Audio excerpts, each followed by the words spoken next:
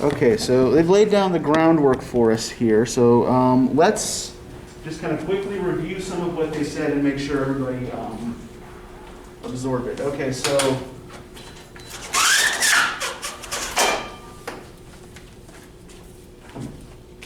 British Nationality Act of 1948. What was that?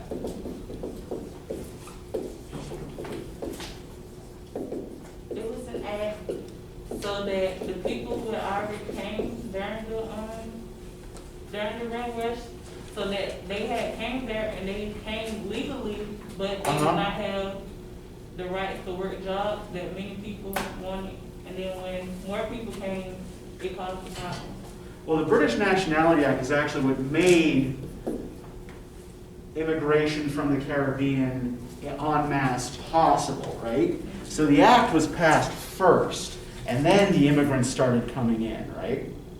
So what the act actually stated, right, is that anyone born in a British Dominion, right, which at this point in 1948 would have included much of the Caribbean, Canada, Nigeria, Kenya, South Africa, among other places, right? What this did was give them, it automatically made them British subjects, right?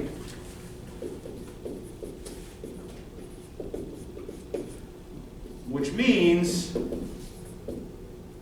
that they would have the right to live and work in Britain, right? Now, why was this act necessary? Why was it passed in the first place? So that they can have jobs. So that who could have jobs? Did the immigrants need jobs more than Britain needed workers? No. Yeah, the 1948 Act was a response to a labor shortage, right?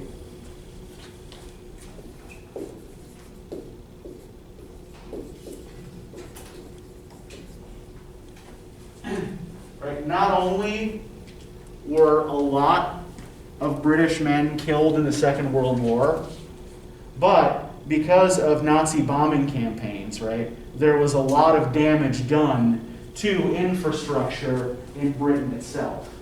So the Nationality Act was passed in 1948, not necessarily out of the goodness of people's hearts, but because there was a genuine labor shortage and they needed workers to come in and fill some of these positions, right? They needed bus drivers, they needed road workers, they needed all sorts of people to fill these relatively low-skilled jobs. And so they wanted people coming in, right? So this Windrush generation, right? Windrush generation refers pretty much exclusively to Caribbean immigrants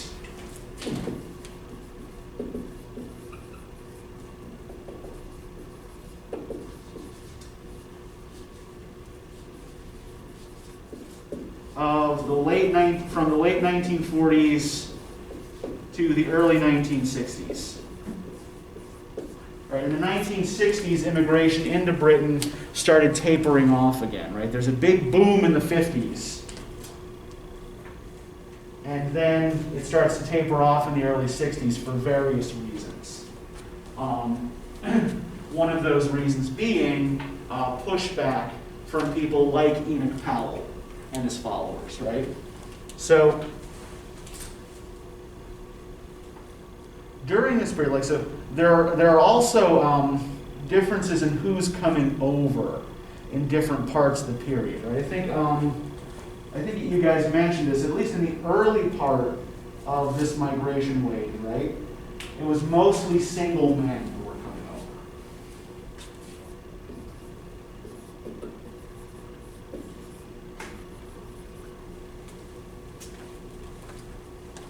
Right, unattached men coming over to find jobs. And typically, these men did not go back home. They stayed in Britain, they settled, many of them married British women. By the early 1960s, you start seeing more married men, women, and families coming into the country. Right, so that initial wave of single men coming for relatively low-skilled jobs is followed by a wave of families. Now, it's also important to note that these numbers are never overwhelming or huge, right? They're large compared to historical trends, but not in the grand scheme of the British population, right? So, for example, one of the things that Enoch Powell warned everyone about was that by the year 2000, 1 in 10 people in Britain would be non-white or foreign-born. Now, he was actually right about that. That statistic actually did bear out. And currently, the non-white population of Britain is about 12%, right? But what's the difference between, say, there's a rhetorical trick there, right? What's the difference between saying 1 in 10 and saying 10%? Which sounds like more? Why would you say 10% sounds like more? How many is, when we talk about percent, how many are we talking out of? Yeah, 10 out of 100, right? So 10 out of 100 doesn't sound like that much, right? But when you make the size of the sample smaller, when you say 1 in 10, you make it sound like it's more people than it really is, right? Like it's a bigger chunk of the population than it really is. So Powell was, the statistic wasn't inaccurate. He was rhetorically inflating the percentage of the population that would be foreign-born, right, or of foreign origin. So there is a big backlash in the 60s against immigration. And much of it is violent. So throughout the 60s and 70s, there's a great deal of tension, particularly in working class areas, right, where working class white neighborhoods are adjacent to working class Black or South Asian neighborhoods. And Blacks and South Asians are forbidden from participating in certain sports and in certain popular cultural activities, right? For example, there were several cricket clubs in Britain that had, no blacks and no Asians policies. Kind of like the way a lot of country clubs and golf courses in the United States for a long time had policies against admitting people of color or Jews, right? You saw a similar thing with cricket clubs in Britain. So what a lot of the poetry that I asked you guys to read for today is concerned with is dealing with that kind of vexed position of the immigrants in a society in which they are constantly faced with alterity. Now, do we remember from the week before Thanksgiving what the word alterity means?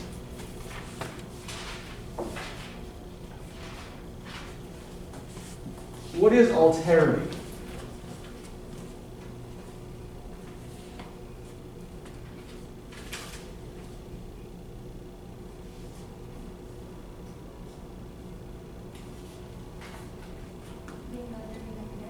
Yeah, it's the condition of always being the other in a pair.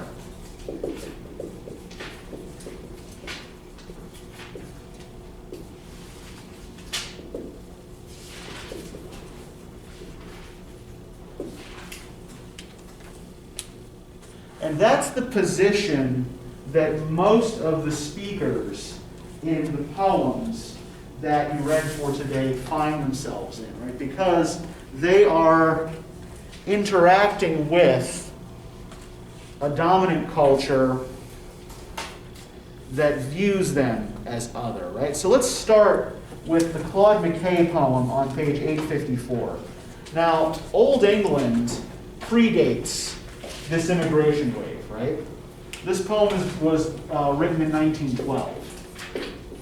So almost 40 years before the British Nationality Act, right?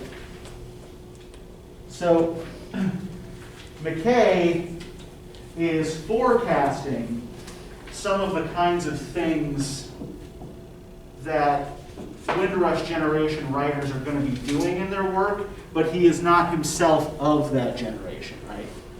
He's writing significantly before them. So can I get a volunteer to read this on page 854? Now this is it's a little difficult, it's written in dialect, right?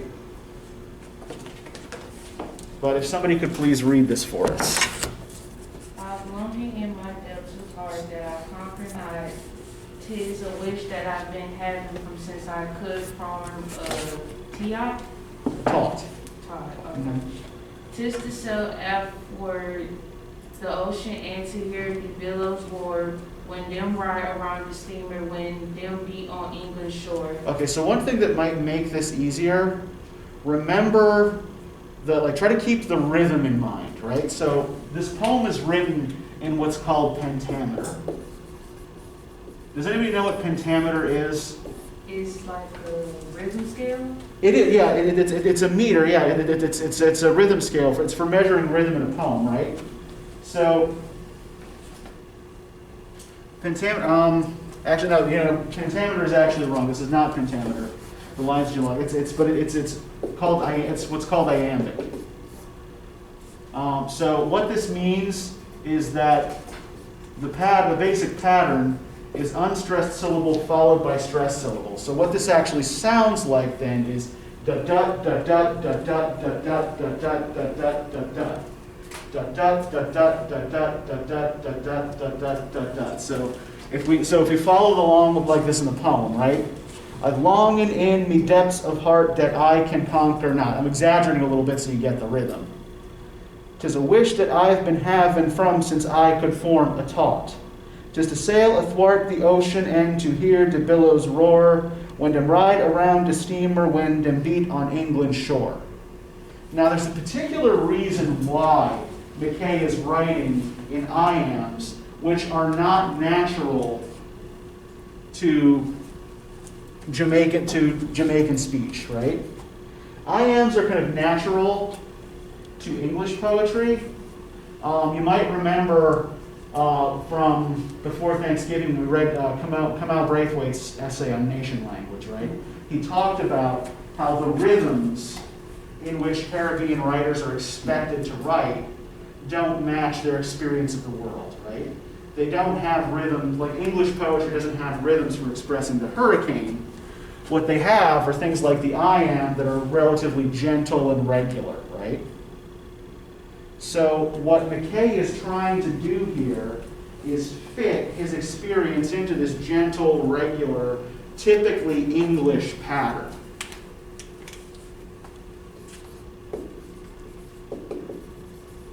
So the rhythm is very typically English, right? But that puts it at odds with the actual vocabulary of the poem, right?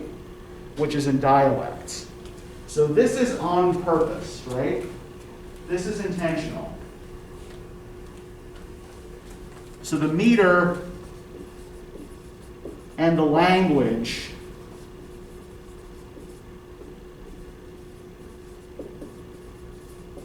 are at odds with each other. Mckay is kind of forcing his language to fit the dominant culture's rhythm scale. Does this make sense? Everybody with me? Everybody get it? Okay. So can we continue here now from just to view to homeland England? Just to view the homeland England in the streets of London walk and to see the famous sights down Bolton, which there is so much talk, and to watch the factory chimneys pouring smoke up to the sky, and to see the matchless children that I hear about passing by. I would see St. Paul's cathedral, Mm-hmm. and will hear some of the great learning coming from the bishops preaching relics of old faith. I will open me mouth, we wonder at the massive organ sound, and was train the eyes to see the beauty lying all around. I go to the city temple, where the old faith is erect and the parson is a preaching views that most folks will not take. I go where the men of science meet together in the air hall to give light unto the real truths, to obey King Reason's call. I will view Westminster Abbey where the great of England sleep, and the solemn marble statues or their ashes vigil keep. I will see immortal Milton and Duval, famous Shakespeare pastoral Wordsworth, gentle great, and all the great souls buried there. I will see the ancient chair where English kings their crowns put on, sound to lay them by again when all the vanity is done. And I go to view the lone spot where in peaceful solitude rests the body of our Mrs. Queen, Victoria the Good. And these places that I single now shall afterwards impart all their solemn, sacred beauty to a weary searching heart. So I rest glad and content in me forevermore when I sail across the ocean back to my own native shore. Okay, so when we look at this poem, right, and thinking about the rhythm when you're reading helps, right? When we look at this poem, how would we describe the feelings that he expresses? Like, at least on the surface level, what's the feeling he's expressing towards England? He's interested about what he sees. Okay, yeah, interest, right? He longs to experience the culture. Yeah, he's interested in the culture, right? Some level of amazement at some of these famous sites, right? St. Paul's Cathedral, Westminster Abbey, right? And if we look at the kinds of things that he is noticing here and talking about, can we find analogs in Kamal Braithwaite's essay from last time? Like for people, what other writers have said about, say, colonial education. What do we notice, for example, about what gets his attention at Westminster Abbey? Who's buried there that interests him? Shakespeare and Wordsworth. Yeah, Milton, Shakespeare, Wordsworth, and Thomas Gray. Who are these guys? Famous writer. Yeah, they're famous English poets, right?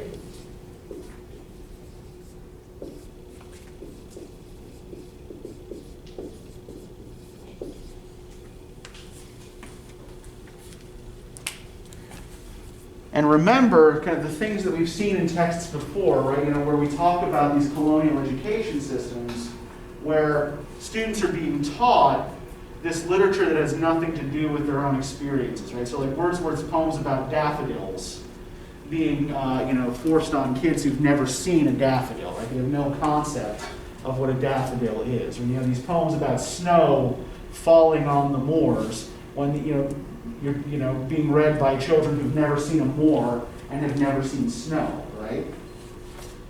So all of this literature that has nothing to do with his own experience. And then following up, in the previous stanza, right, he sees the tomb of Queen Victoria, right? And remember that Braithwaite will say that students in the Caribbean know more about British kings and queens than they know about their own culture heroes and their own cultural history, right? So, what I want to point out here is that what looks on the surface like admiration for British cultural achievements is actually subtly critical of it in a lot of ways. For one thing, in the way the dialect is forced into the iambic meter, right? So there's critique in the form of the poem. but also in the content. And if we look in the second stanza, what are some of the first things he notices here?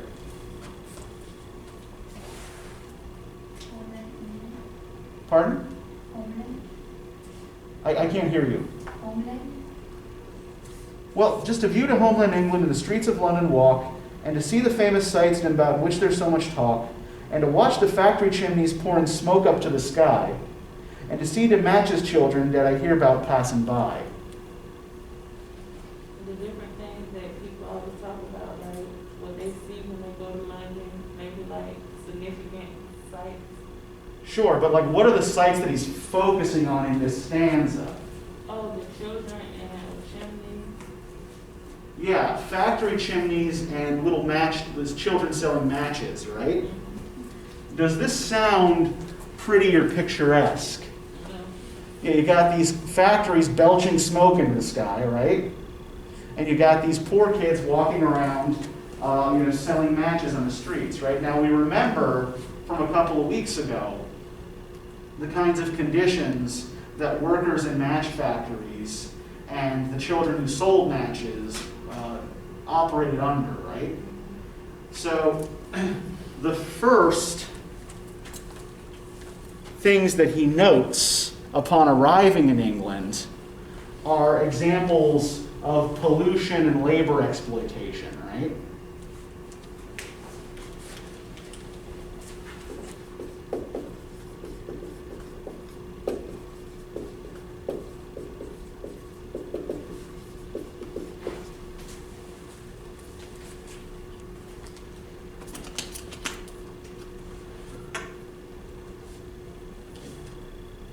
The other thing that I want to note here, and then I want to move on to a different poem.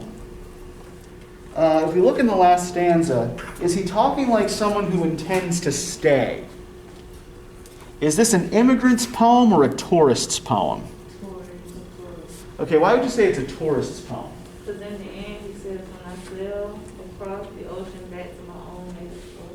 Yeah, so he calls this the motherland, right? But it's not his native shore, right? He does not claim it as his own place. It sounds like more of an immigrant then. Since he's more, interested by the stuff that he sees. I mean, both tourists and immigrants will both be interested in it. Because I think like what Valencia was saying here, I think the point I was trying to make also that he doesn't intend to stay, right? Yeah. He intends to go back. So he's going to see all the sights, and then he's going to go home, right? So this is probably more of a tourist's poem than it is an immigrant's poem. In fact, when Mckay did immigrate from Jamaica, he immigrated to the United States, not to Britain. That's true, because then he'll be more, if he was an immigrant, he would be more looking for things to stay there instead of just viewing them. Yeah, he's going around looking at the sights, right? And then he says, okay, well, and I'm going to take all this with me when I go home, right? I'm going to carry this experience back to my native place. Now, if we compare this then to what's going on in the Louise Bennett poem, Colonization in Reverse, this is very specifically a Windrush generation poem, right? It's published in 1957, so it's right in the midst of that big immigration boom. And we might also want to think here about the title and why it might be titled as such, right? Why colonization in reverse? What does colonization imply? Someone coming to stay somewhere, like coming to a new land. Oh, yeah, settlement, right? Yeah, that's Settlement is part of it. And what's the usual relationship between colonizers and the people who were already there?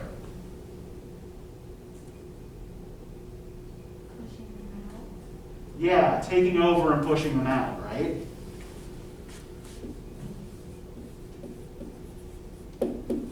Yeah, colonization implies dominance, right? You're not just coming to settle someplace, you're coming to take it over. And so Bennett actually means this kind of playfully and ironically, right? A lot of what she's doing is playing on British fears and stereotypes,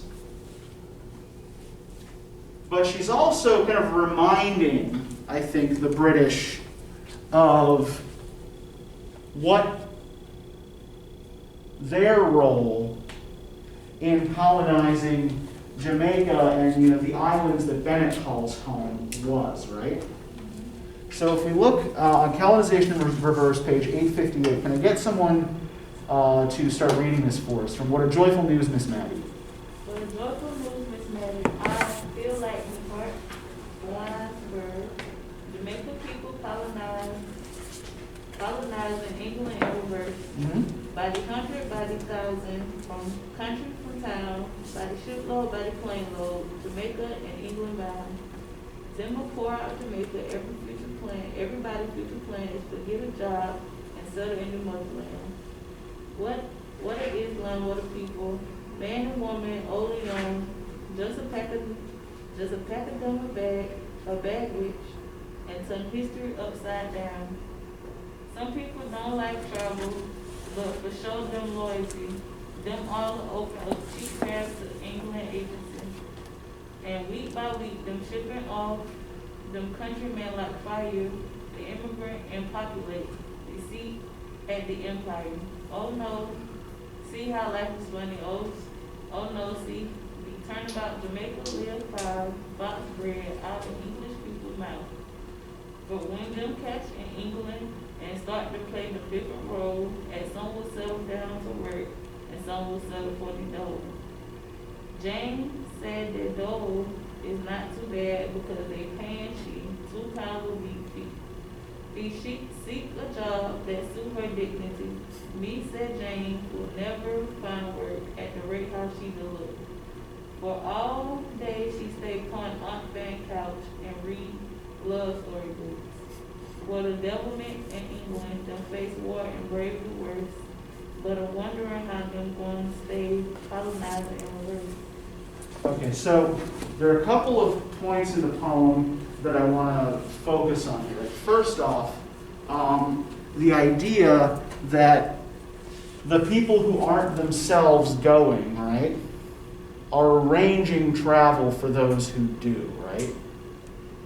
Much the way centralized agencies in England, either with private companies or with the government, arranged to send colonists out to various parts of the world, right? So that, people like, managers in the British East India Company, right, for example, would select people to go out to do colonial work in India, right? The other thing I want to focus on here is the situation here of Jane, who is looking for a job to suit her dignity, right? So what is Jane actually doing most of the time? Sitting down reading love stories. Yeah, she's sitting on the couch reading romance novels, right? This is really no different from what the lives of most British colonial women in the Caribbean would have been like, right? They didn't go there to work. They sat on the couch reading or engaging in other kinds of leisure activities, right? So this whole idea of colonizing in reverse, the whole idea is turning the tables on the colonizer, right? You came and lived off of our labor, right? So now we can go back and live off you a little bit. And the whole thing is meant humorously, right? But there is kind of a sharpness to it. It is kind of a pointed argument here, reminding Britain of the debts that it owes not only to people who were taken in the slave trade, but also to people who continued to be paid low wages and kept in various forms of indentured servitude even after slavery was officially abolished in 1837, right?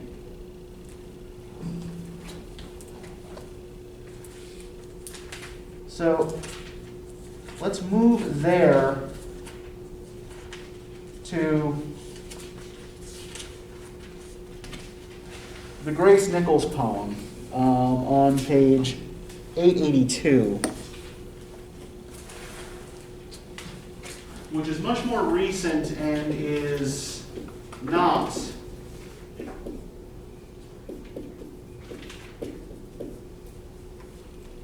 in dialect. So the fat black woman goes shopping. Can I get a volunteer to read this for us?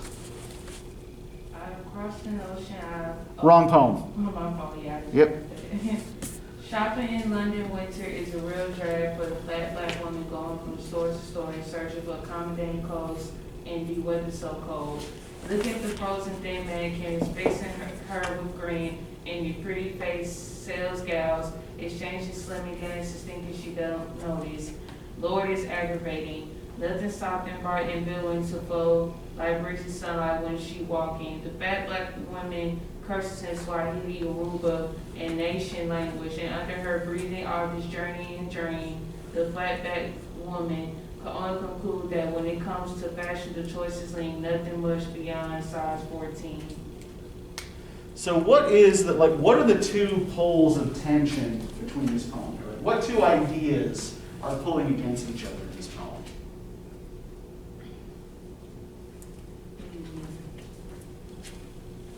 So how is the woman doing the shopping described?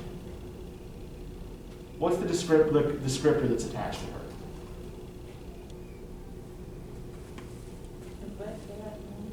Yeah. And what is the basic problem that she's experiencing? And why can't she find clothes? Yeah. What are the sizes, everything she sees? Like, what size do things come in? Small, medium, large, extra small. Yeah. So if we look like this next to last line of the poem, right, the choice is lean, right? So that on the one hand means that she has few choices, right?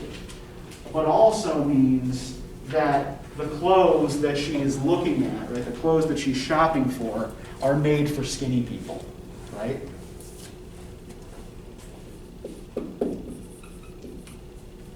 And these two ideas, right, these two basic poles in the poem, right, fat versus lean, are attached to other ideas that have to do with more than beauty standards, right?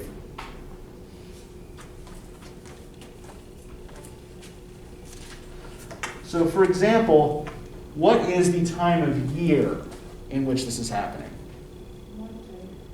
Winter, yes.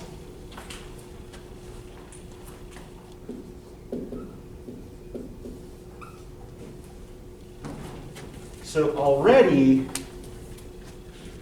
we're dealing with shopping in a season that seems to be outside the prospective character's experience, right?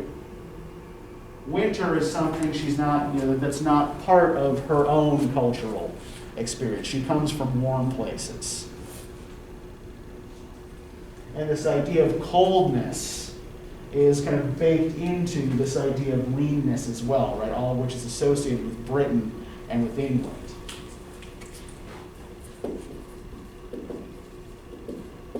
Right? She's shopping in the winter. How are the mannequins described? They're in pretty. Oh, no. Yeah, no, go ahead, yeah, but you're in the right stanza there, right? Okay. What two adjectives are given to describe the mannequins? Frozen and thin. Frozen thin mannequins, right? So thinness, again, associated with coldness and also with stiffness, right?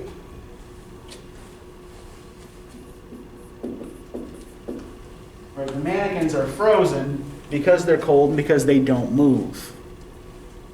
And the pretty-faced sales girls exchanging slimming glances, thinking she don't notice, right? So what's happening here? People are looking at her a certain way, and I'm guessing they don't think she's speaking. Yeah, like, I guess they judging her from afar. more. Yeah, from behind her back, right? And thinking that she doesn't see it, right? Yeah. So, yeah, the sales girls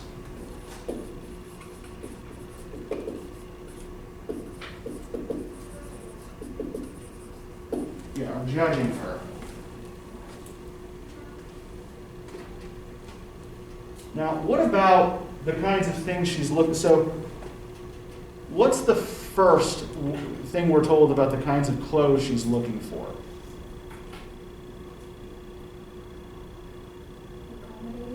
Accommodating. What does accommodating mean? Going with something that fits something. That Yeah. makes sense. Okay, yeah. So yeah, something that fits, right? Something that's comfortable, right?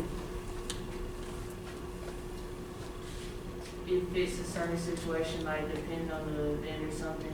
You Yeah. accommodate what you wear. Yeah, we tend to think of accommodating as more kind of like functional, right, than fashionable necessarily. And then after Lord is aggravating, like what are we told about what she's looking for? Nothing much beyond size 14. Or no. That's a little further down than we're looking here. Soft and bright. Yeah, soft and bright and billowing, right? To flow like breezy sunlight when she walking. So what do beautiful clothes look like to her? What kinds of clothes look good on her? I don't know if you're trying to say a dress, if you're saying it's flow like breezy sunlight, sun. Or maybe she like bright colors, that's what you're trying to say. Okay, yeah, sure, but yeah, maybe brightness is associated with her, and summer, right?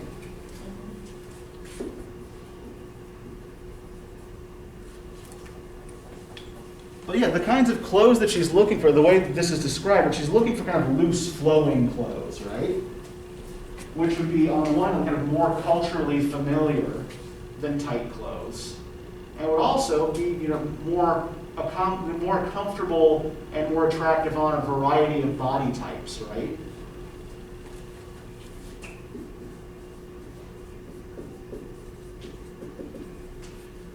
But the other big thing that is important about the idea of the loose flowing clothes, right, is that it's in direct opposition to the frozen stiffness of the mannequins, right? So everything in Britain, right, is described as tight and cold and still. Whereas everything that's associated with her is about warmth and motion, right? So on the one hand, this is a poem about beauty standards and how beauty standards are culturally defined, right? But it's also about the difficulty of fitting yourself into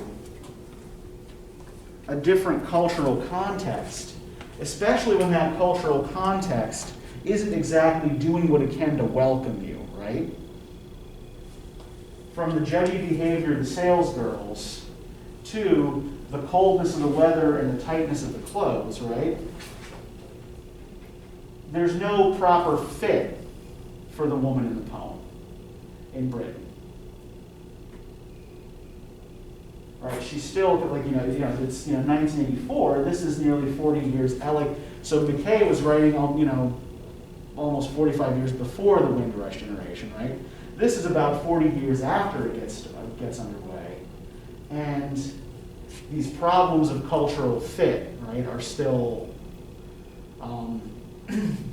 still prominent, right? These problems of cultural fit and cultural accommodation are still ongoing. Now, I do want to end here by looking at the Kamal Braithwaite poem, Calypso. And we'll finish up there. In part because I want us to kind of pay attention to the historical progression of this particular poem. So, can I get somebody to read part one of the poem here? The stone had spirit, art, and bloom into islands, Cuba and San Domingo, Jamaica and Puerto Rico, Grenada, Guadalupe, Bonaire, curved stone pierced into reeds, wave teeth banged into clay, white splash, splash into spray, Bathsheba, Montego Bay, blooming of arcing summer. Okay, so what does this description sound like to you? What's happening here with the stone skipping?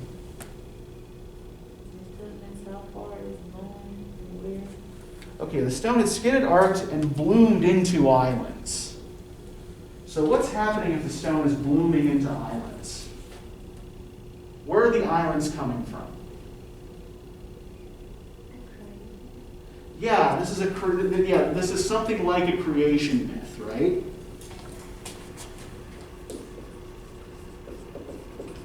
So these islands are created by the skipping of the stones, right? And the places where the stone splashes, right? It blooms into islands. Cuba and San Domingo, Jamaica and Puerto Rico, Grenada, Guadalupe, Bonaire. Curved stone hissed into reef, wave teeth fanged into clay, white splash flashed into spray, Bathsheba, Montego Bay, bloom of the arcing summers, right? So these moving parts are solidified into islands, right? So this first part deals with a kind of like an idea of the creation of the archipelago. Now, can I get somebody to read part two here for us? The islands roared to green plantations ruled by silver, sugarcane, sweat and profit, cutlass, profit, islands ruled by sugarcane, and of course it was a wonderful time of profitable, hospitable, well worth your time when captains carried receipts for rices, letters, spices, wigs, opera glasses, swaggering asses, debtors, vices, pigs. Oh, it was a wonderful time, elegant, benevolent, redolent time, and young Mrs. P's quick, irrelevant crime at 4 o'clock in the morning. Okay, so now what's being described here? What stage of the history of the Caribbean is being described here in part two? Okay, is it just agriculture? Yeah, this is colonization and enslavement, right? The plantation culture.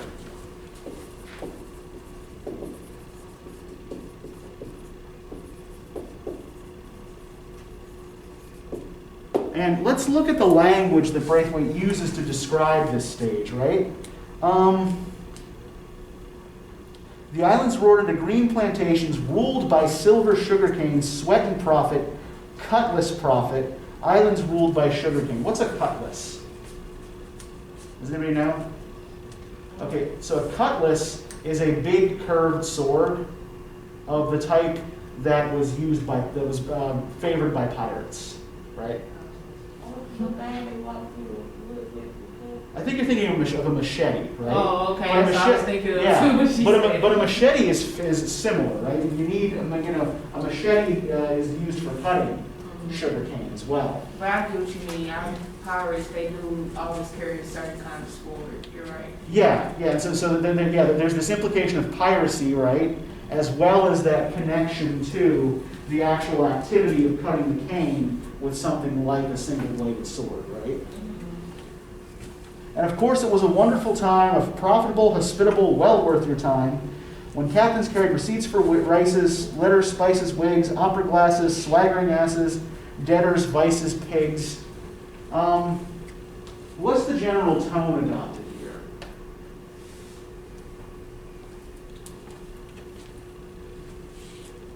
What does he seem to be making fun of?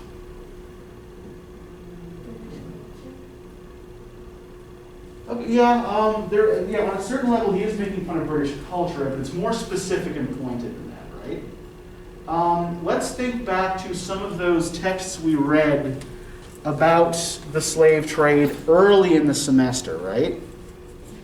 What were the kinds of arguments that people who owned slaves were making about whether or not their slaves actually wanted freedom? If we think back, for example, to the Mary Prince narrative,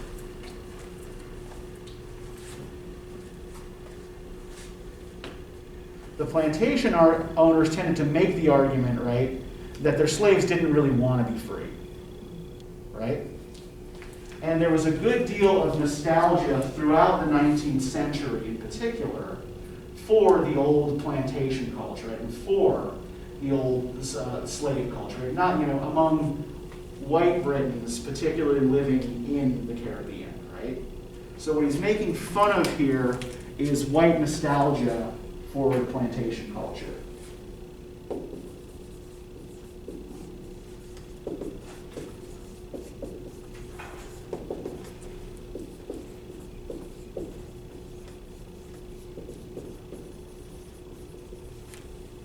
And probably the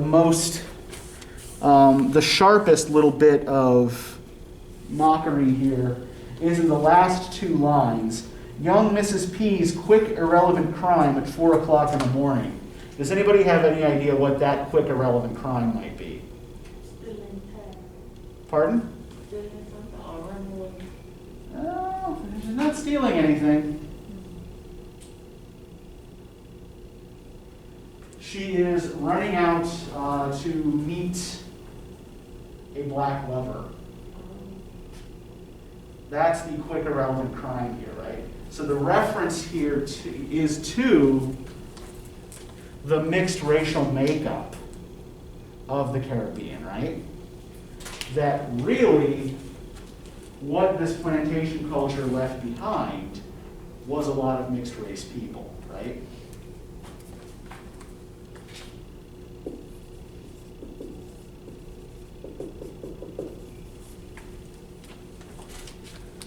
So I thought you were saying like she was meeting with the slave or something, like she was having a Probably, yeah. That's yeah.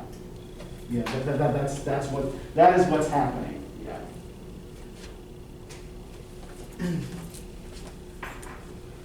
But what of Black Sam with the big splayed toes and the shoe black shiny skin? He carries bucketfuls of water because his mom's just had another daughter. And what of John with the European name who went to school and dreamt of fame? His boss one day called him a fool, and the boss hadn't even been to school. So we get in the third part of this is stagnation, right?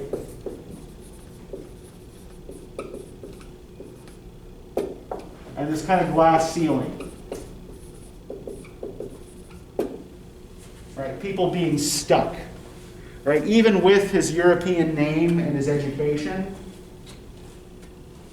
John can't assimilate, right? He has more education than his boss, but the boss still mocks him, right? Again, we can kind of compare this to the day they burned the books and the relationship between Mrs. Sawyer, who actually seemed to be more intelligent and cultured than her husband, but who as a black woman was still subject to his domination, right? We see a similar kind of dynamic here between John and his boss.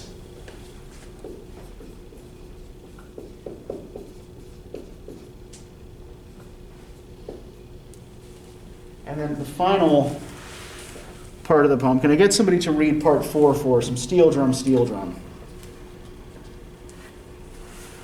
Steel drum, hit the hot cool, dancing. Hot rum, who's gonna stop the battle? Bacchanalian. Bacchanal. But we glance the banjo, dance the limbo, grow our crops by the mile.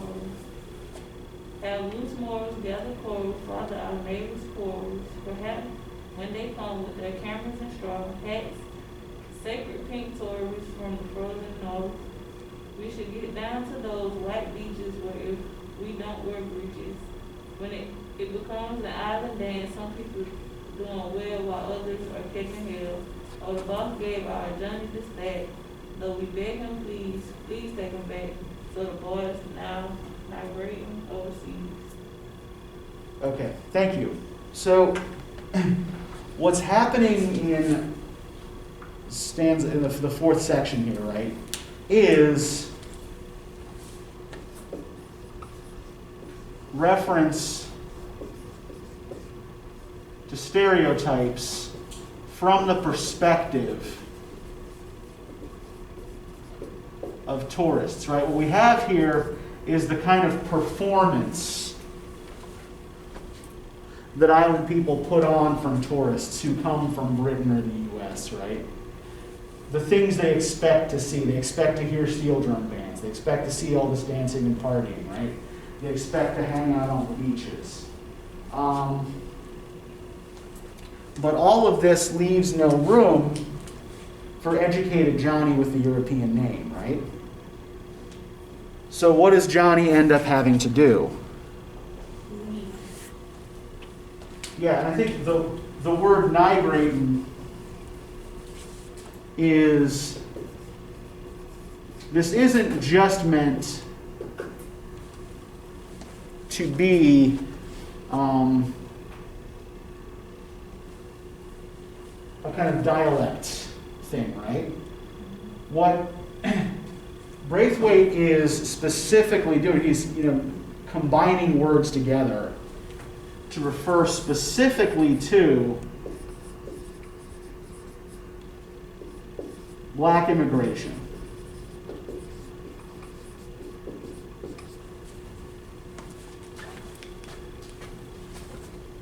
Because while John might find better opportunities overseas, as we can see from the context of several of these other poems, people are still going to perceive him as a black Caribbean man, right? And are still going to judge him based on the stereotypes listed out in the first half of the poem, right?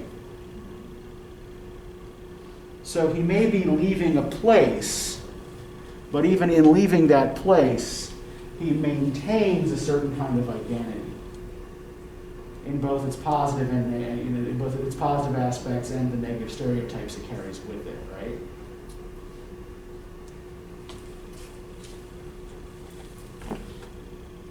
So what we've looked at today is we've looked almost exclusively at British Caribbean or Afro-Caribbean writers, right? Working in Britain, and the difficulties in particular that they've experienced with assimilation. And we can see over time, right, a change in tone, right? By 1967, when Braithwaite is writing, the tone has become much more pessimistic, right? Those earlier poems, Bennett in particular, seem a little bit more kind of joyful and optimistic, right? But yeah, by the time we get into the late 60s and these difficulties with assimilation become more apparent and more people are encountering discrimination and racism, the tone becomes a lot more ambivalent, right?